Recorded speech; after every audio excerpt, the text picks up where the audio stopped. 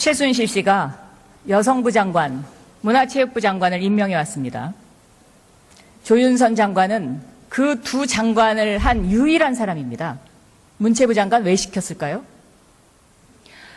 저는 제가 문화예술에 관한 2권의 책을 출판하고 2008년부터 18대 국회의원을 하는 동안에 문방위원을 지내면서 대정부 질문도 이 문화 예산에 관해서 할 정도로 문화 정책에 관심이 많았습니다. 제가 그렇게 문화 정책에 관심이 많아서 대선 때도 문화 정책 공약을 만드는 일을 하겠다고 말씀드린 바도 있고, 대통령께서는 제가 이 부분에 관심이 많다는 사실을 지난 수년간 일하면서 충분히 이해하고 계십니다.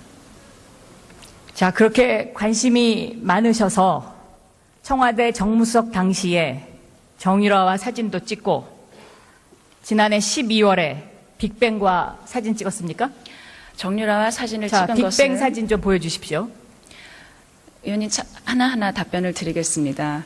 정유라와 사진을 찍은 것은 네, 이제 청와대 내려주시죠. 정무수석 시절에 대통령께서 아시안 게임에 출전했던 모든 선수들을 초빙해서 연무관에서 오찬을 했습니다.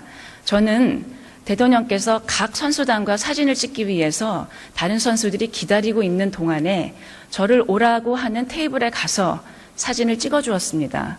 저는 어느 팀에 누구하고 사진을 찍었는지, 어느 선수가 있는지 일일이 기억하지 못합니다. 그 사진은 제가 그때 찍은 여러 장의 사진 중에 한 장일 것입니다. G드래곤은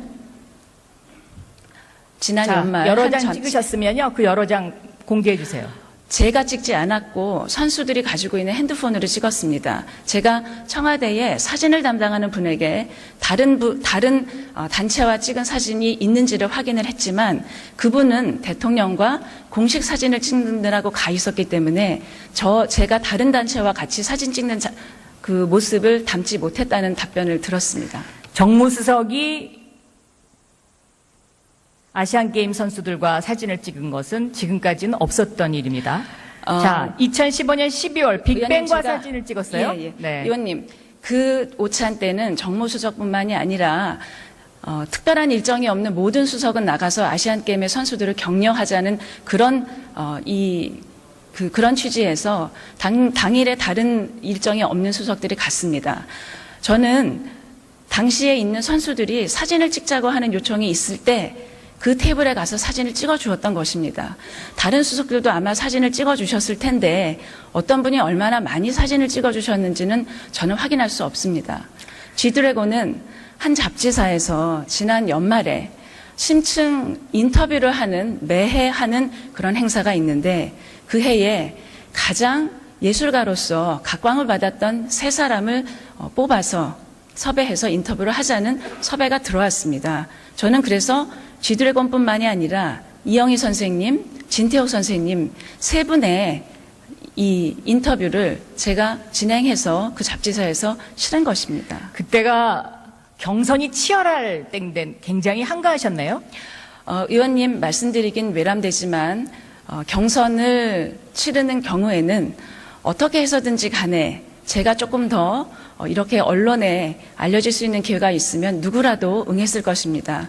하지만 저는 그 잡지사에서 제가 그분들에 관해서 깊이 이해를 하고 있다는 그런 이 합의에서 저를 추천하게 되었다는 소리를 들었고 저도 그렇게 큰 시간을 뺏기지 않는다고 생각을 해서 응했던 것입니다. 깊이 이해하고 있다. 그 말씀 참 잘하셨습니다. 자, 빅뱅 YG 엔터테인먼트 소속이고요. 이 YG 엔터테인먼트에 바로 조 장관의 딸이 비정상적으로 인턴을 했던 곳이고요. 또 평창 동계올림픽 홍보대사가 바로 빅뱅입니다. 이게 다 지금 연결고리가 돼 있는 것이거든요. 의원님, 네. 문체부에 소속된 수많은 행사가 있습니다. 관광의 홍보대사도 있고 한복의 홍보대사도 있고 그리고 평창올림픽 홍보대사는 제가 문체부에서 직접 했는지 조직위에서 선정을 했는지는 그 과정을 알 수 없습니다만 문체부가 관여하는 업무에 선의로 일을 해주는 연예인들은 저는 아주 다수가 있어 왔다고 알고 있습니다. 자, 우병우 전 민정수석 부인 이민정 씨. 네. 잘 아시죠? 잘 알지 못합니다. 저는 2번 받습니다. 첫 번째는 우병우 수석께서 대통령 임명장을 받을 때 부부가 함께 참석하기 때문에 받고, 두 번째는 제가 의원실에 답변에도 답변을 했듯이 제가 정무수석을 그만두고 이 개인으로 있을 때 우연히 미술관에 찾아갔을 때 비서실장님과 수석님, 장관님들의 사모님들이 거기서 미술관을 관람하고 찻집에 계실 때 우연히 조우해서 차를 함께 여러 명과 만난 그 바로 그 번뿐입니다. 장면을 본 사람이 제보를 해준 겁니다. 예, 네, 제가 이민정, 우병우 전 민정수석과 조윤선 장관이 만나는 장면. 네, 네. 제가 그때 이병길 실장님 사모님을 비롯한 여러 수석과 아마 그때 문체부 장관님도 계셨을 텐데, 장관님 사모님도 계셨을 텐데요. 8명 내지 9명이었다고 제가 기억을 하고 있습니다. 그분들이 차를 마실 때 제가 같이 동석을 해서 한 30분 정도 차를 마시면서 얘기한 적이 있습니다. 문고리 3인방 부인들도 만나신 적 있으시죠? 없습니다. 자, 제보는 이렇습니다. 조윤선 전 장관의 씀씀이 유명하죠? 연간 5억. 문체부 장관 되기 전에 여성부 장관 시절에는 연간 7억 5천. 이 씀씀이의 상당수가 김앤장에서 비자금으로 쓰여졌고, 또 일부 바로 이 우병우 전 민정수석 부인 등 우리나라 권력 실세의 부인들에게 선물을 주는 루트였다. 자, 의원님. 이거 증명하시죠? 의원님, 네. 제가 변호사 시절에 사용했었던 금액은 제 인사청문회, 2번의 인사청문회에서 명백히 설명을 드린 바와 같이 명백하지 않습니다. 제가 입증 자료가 불투명했습니다. 설명이 불충분했다면 그건 저의 불찰입니다. 제가 그때 분명히 설명드린 내용이 있습니다. 그 김앤장 변호사 사무실은 모든 것이 변호사의 수입으로 들어옵니다. 일반 기업의 임원처럼 업무 추진비도 없고 경조사 비용으로 따로 쓸 수 있는 비용도 없고 자동차 유지비도 나오지 않고 기사 월급도 그 월급에서 주어야 합니다. 그리고 사무실 직원들의 경조사 비용을 모두 개인의 비용에서 될 수밖에 없습니다. 그런 모든 것들을 그 월급이라는 것으로 충당을 한 것입니다. 그것이 모두 일반 월급 받는 이 고용인들의 월급처럼 집으로 와서 다 개인이 집안 생활에 사용한 것이 아니라는 점은 분명히 말씀을 드렸습니다. 자, 최순실 여동생 최순천 씨 사위 주학준 씨 아시죠? 제가 그 교문위에서 안민석 의원님이 질문하셔서 답변했습니다. 저는 그분의 이름을 기억하지도 못할 정도로 언론 보도를 통해서야 사실 이름에는 신경 쓰지 않았습니다. 그분이 김앤장에 들어간 걸 알았습니다.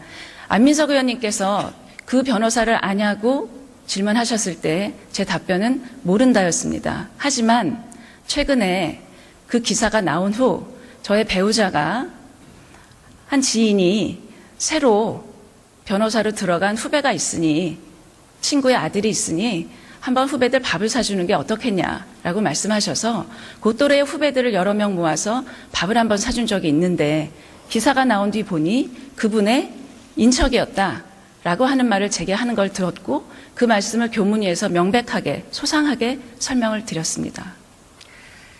대통령께 브로치 선물을 하신 적이 있죠? 대선 때 제가 대통령께서 굉장히 한정적인 걸 하고 다녀서 제 나름대로는 이런 걸 하시면 좋겠다라고 생각해서 길에서 눈에 띄는 것들을 사다 드린 적이 있습니다. 사파이어 브로치도 선물하신 적이 있죠? 저는 그런 고가의 제품은 선물한 적이 없습니다. 선거의 후보가 대중에게 보이기에 적합한 아주 저렴하고 소박한 것들을 제가 사서 드린 적은 있습니다. 제가 지금 말씀드린 것들이 다 조윤선 장관 주변과 대통령 주변에 깊숙이 개입하고 있는 사람의 제보 내용입니다. 의원님. 그래서 조윤선 장관의 문체부 장관 임명은 바로 최순실 씨의 민원 해결사로 아주 편한 사람이기 때문에 임명된 것이다. 최순실 씨가 저를 그렇게 생각했다면 사람 잘못 보셨습니다. 그리고 의원님, 그렇게 검증할 수 없고 입증할 수 없는 익명의 제보자에 의해서 그런 말씀을 하시면 그분들이 누군지 밝혀주시기를 네, 부탁드리겠습니다. 밝혀드릴게요. 그래서 네. 진위를 자, 지금 진위를 가리는 그런 싸움을 하기 위해서 제가 이 자리에 나온 게 아니고요. 문체부 장관, 저는 사퇴하시는 게 맞다고 생각합니다. 왜? 영이 안 씁니다, 이제. 의원님, 저는 문체부 장관의 이 장관 자리에 지금 연연하지 않습니다. 제가 지금 해야 되는 일은 아마 여기 내각에 계신 많은 분들이 그런 생각을 하실 것입니다. 국정 공백을 메우고 지금 특히 문체부는 직원들이 굉장히 불안하고 동요하고 있습니다. 굉장히 열심히 일한 직원들이지만 본인들이 알지 못했던 이런 사건에 휘말리면서 굉장한 자괴감을 느끼고 있습니다. 제가 지금 해야 되는 일은 평창올림픽을 비롯해서 우리가 앞두고 있는 일들이 차질 없이 진행될 수 있도록 제가 할 수 있는 나름의 최선을 하고 조직을 안정시키고 직원들을 독려하고 상처를 어루만져주는 일이라고 생각을 하고 제가 그 일을 할 수 있는 때까지 그 일에 최선을 다하겠습니다. 절대 자리에 연연하지 않습니다. 과연 평창올림픽 위원장, 지금 최경환 전 장관과 아주 친한 이희범 장관, 조윤선 장관 이렇게 있어서 이것이 잘 될까요? 공정하게 잘 될까요? 국민들이 신뢰할까요? 저는 사퇴하셔야 된다고 봅니다.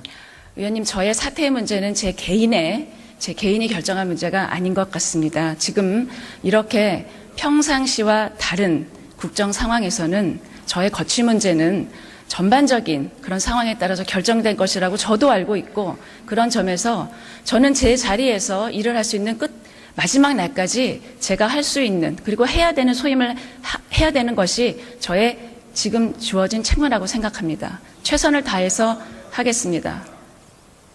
문화예술계 블랙리스트 이것도요.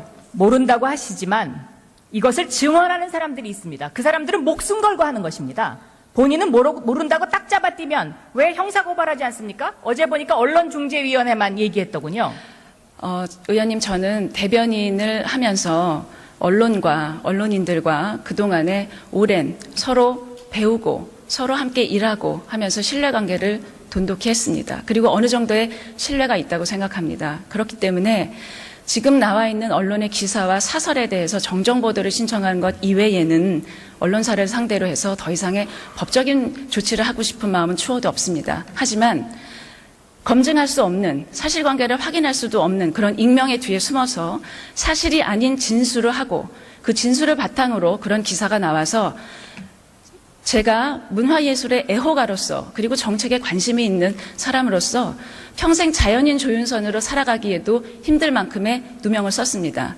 저는 그러한 진술로 인해서 제가 입은 정신적인 피해와 명예는 반드시 회복돼야 된다고 생각하고 익명이 아니라 실명으로 나와서 진술을 해서 검증해서 각자 책임질 일이 있으면 각자 책임을 지면 된다고 생각합니다. 저는 반드시 그렇게 했으면 좋겠습니다. 제가 하지 않은 일을 하지 않았다고 반복적으로 답변하는 일 이외에 제가 입증할 수 있는 길은 없습니다. 그렇기 때문에 그 진술을 한 익명의 진술인이 스스로 떳떳하게 나와서 제가 그 리스트를 작성했다고 진술을 했을 때 검증해서 각자 책임을 지도록 저는 그렇게 했으면 좋겠습니다. 일단 문화체육부 장관의 임명 과정이 매우 불투명하고 인사청문회 과정에서 1년에 5억에 관한 생활비 부분이 불투명하기 때문에 저는 이러한 것들에 관한 그 장관으로서의 영이 쓰지 않고 앞으로 이 문화계를 맡길 수 없다고 국민들이 판단하고 있다고 저는 생각합니다. 그래서 사퇴하셔야 된다고 생각합니다. 일단 들어가십시오.